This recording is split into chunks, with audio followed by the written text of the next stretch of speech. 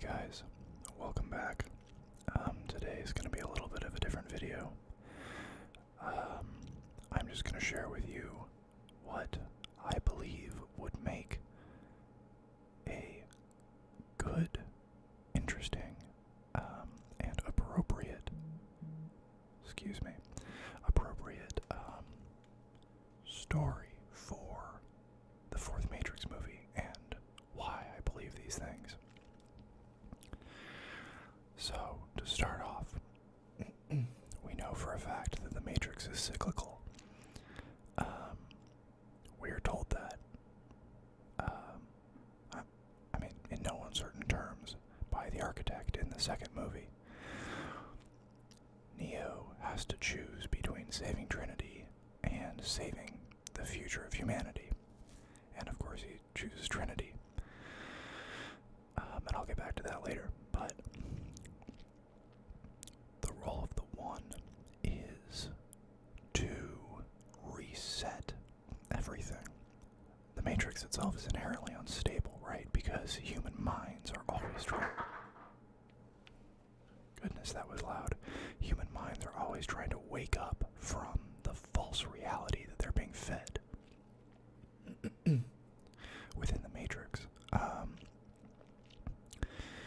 And eventually the machines call them anomalies. Eventually these anomalies will reach a critical mass and the whole thing will just come crashing down and all the humans will wake up. And that will be the end of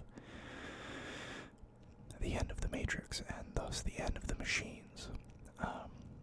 Which, by the way, the reason the machines need humans in the movies, that they're using them as batteries, I would recommend ignoring that, because that was not the original concept. The original concept was that human beings would be used as processors, because our brains are so powerful. And I think that makes the whole thing a lot more compelling, because people don't actually generate that much by electricity or heat compared to, any other kind of generator. Anyways, so the machines created this program that the humans know as the One. The machines call it like the Prime program or something like that. And they created this program to be inserted into a person so that they could end the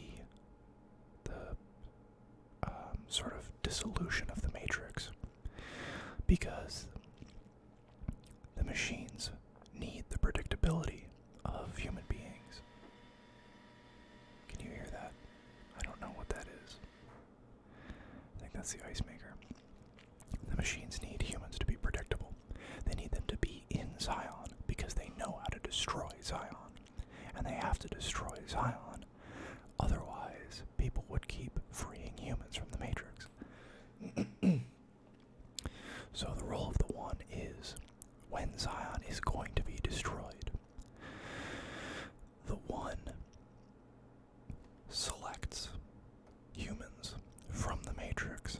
A small number of them, it's like 24, I can't remember, and frees them after Zion has been destroyed, so that they can remake Zion, so that humans who leave the Matrix will have a place that they end up.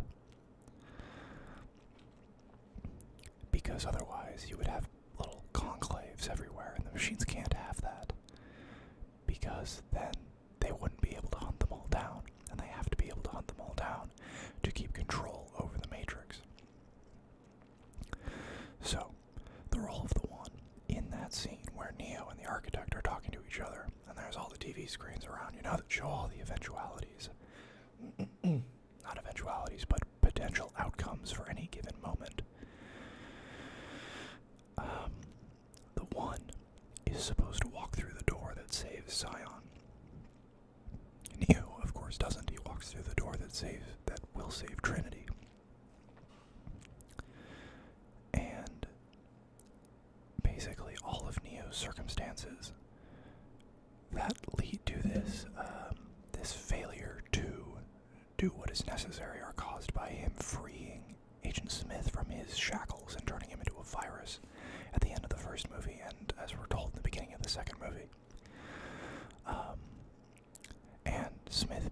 virus ultimately is the thing that leads to the cycle being broken, because the One cannot complete his duty because he has a much better bargaining power, because he's the only one who can destroy the virus that, if given enough time, will destroy the Matrix. In fact, basically has at the end of the third movie. So the machines are forced into a position where they cannot continue the cycle.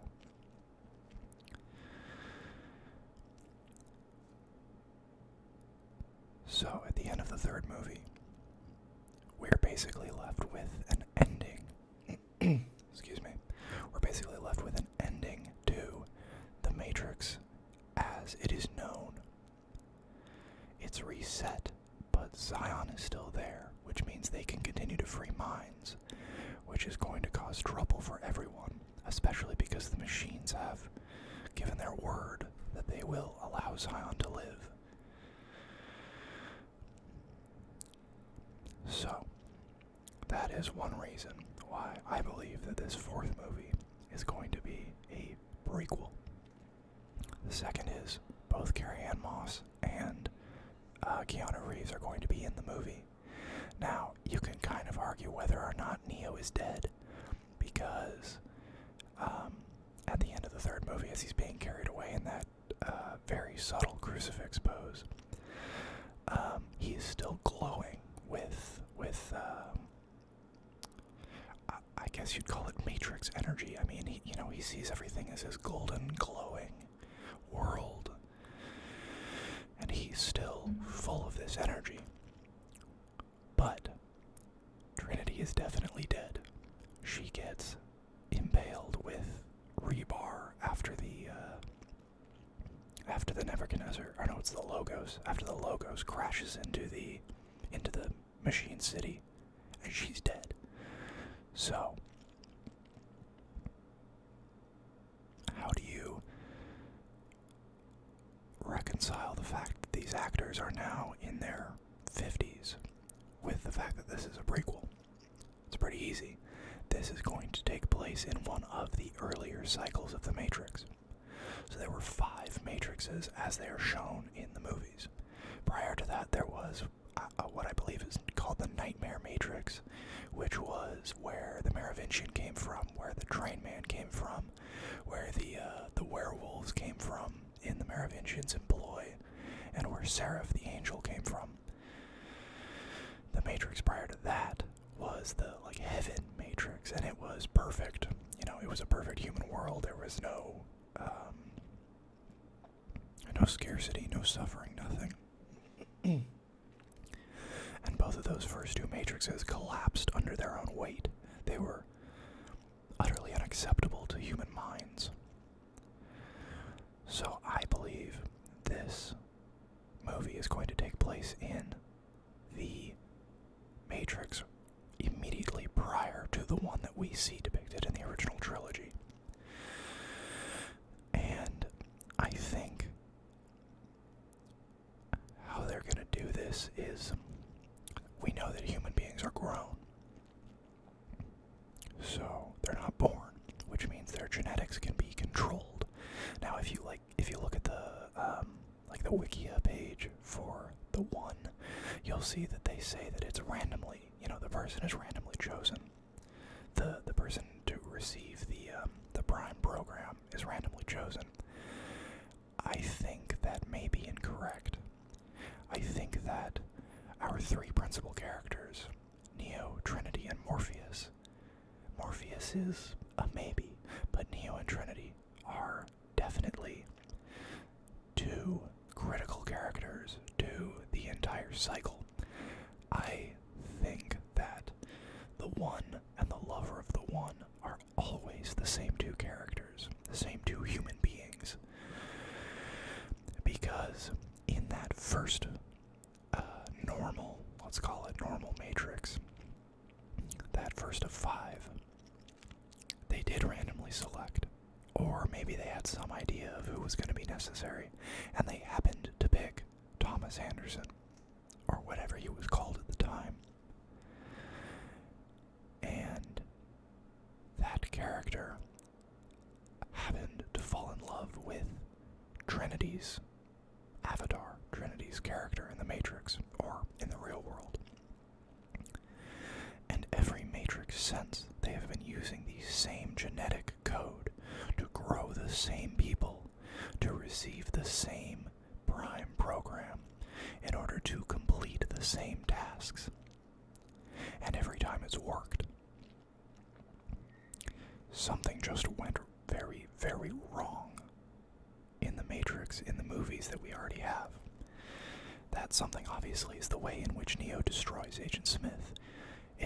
We don't know whether or not the One would have done that, would have destroyed an agent at any point during during the earlier versions. I mean, we can sort of assume that either he became so powerful that they were no longer an issue, or he simply didn't destroy them in that way. But something about the development of the One in the original trilogy screwed up the whole thing. So I think what we're going to see in this movie is the cycle of the Matrix, from the freeing of the One to the discovery, I guess, of the One's powers through the Prime program, to ultimately the sacrifice of Zion and the recreation of Zion. I think we're going to see that whole thing. I don't know, maybe not in this one movie. Maybe they really want to make it a trilogy. But I believe that that is what is going to happen. Now, I have a theory that cannot possibly be true simply because the timeline is incorrect. But I kind of like the idea, which is that Morpheus is told by the Oracle that he will find the One. But for some reason he knows for a fact, in his mind at least, that Neo is the One. I think the easiest explanation for that is that when the Matrix was created, this version of the Matrix, Morpheus talks about how there was a man born inside who could remake the Matrix as he saw fit. That obviously has to be the One from the last Matrix doing his job to remake Zion. Morpheus says it was him who freed the first of us. Now, Morpheus is too young to have been a member of that group, but I think it would be very interesting if the reason why he knows Neo is the One is because when he was a child and was first freed, Neo would have freed older ones, older blue pills as well. But Morpheus was a child. Let's say he's like 4 or 5 years old, and he sees a man who comes and he rescues him from the Matrix, and he knows, he has a memory of what that man looked like and what he acted like, and that is how he knows that Neo, Thomas Anderson, is the One. It's because he has this subconscious association between Neo and the One, between Neo and being able to control the Matrix. But as I said, that obviously is impossible because the timeline's all wrong.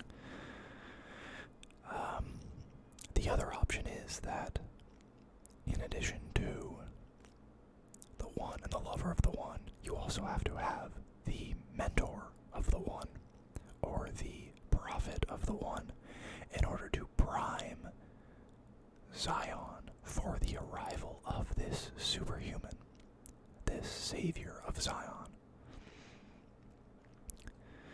Because otherwise, it would be very difficult to accept. And so, it could be that the myth of the One that is, sort of immortal within Zion, because every Zion begins with a version of the One saving people. That myth is another part of the machine's control. If a certain number of people believe that eventually save Zion, it causes the whole of Zion to behave in a more predictable way than if suddenly there is somebody who is extraordinarily powerful, and it keeps that person from becoming a leader because, or I should say, it keeps that person from leading an overt rebellion, just jacking everybody in at once and blowing the whole thing up. Because everybody knows he's coming. So there won't be any surprise, and oh man, look at what people can do. It's, oh look, we finally found him.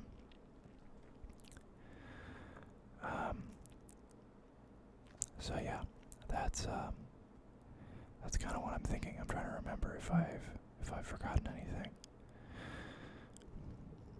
Oh, not that you need any hints to the Matrix being cyclical, because you're literally told it. But if you watch those movies, you'll notice that every important door that has a door number on it, apartments or offices or whatever, they're all palindromic. So the room that Trinity is in the first movie, when she fights the police, which is the same room that Agent Smith is waiting in for Neo at the end of the movie. That's room 404, I believe. You also see a 101 and a 303 at some point in the series. So, cycles are obviously important.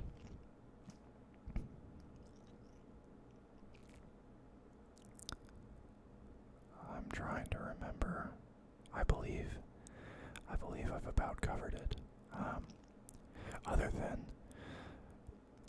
the fact that the role, the role of the lover of the one, Trinity, in this case, although I'm not convinced that the Prime program couldn't be given to either of them. It could be, I don't know. Or maybe it has to be in Neo. But the role of the lover of the one is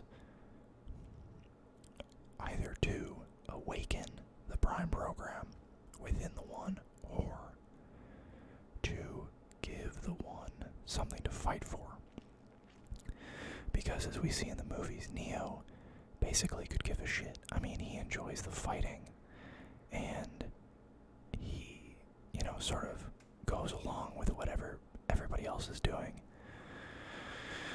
But he doesn't take any initiative until his gift is awakened by Trinity. So, in some way, the role of the lover of the one is to ensure that the one realizes his potential. Because by himself, he almost certainly would not realize it.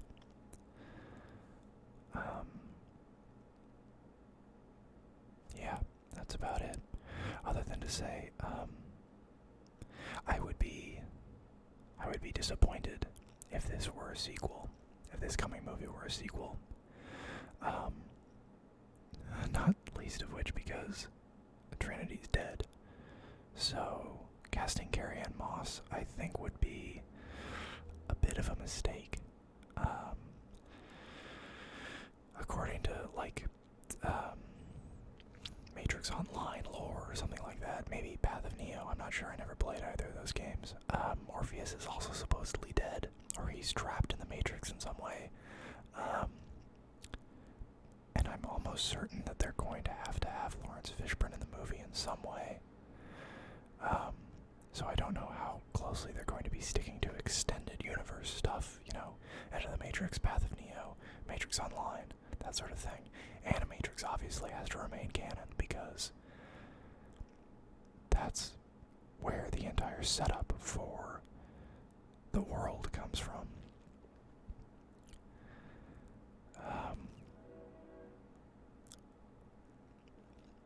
Lastly,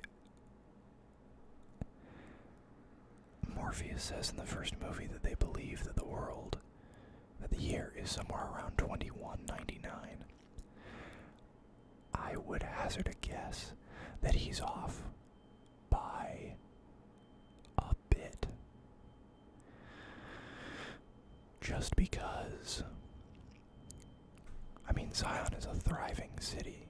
It has, this immense hydroponics factory, I guess. They are growing crops. They have an entire fleet of hovercraft. The whole thing, it's incredible. It looks like it's been constructed by a civilization, not by refugees, So I would be willing to bet that the Matrix has been around for more than 100 years. More than 200 years, excuse me. That just doesn't seem long enough. Maybe I'm wrong.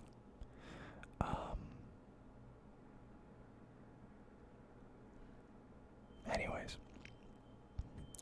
thank you for listening to me ramble. I hope this makes sense to some people and isn't just total gibberish.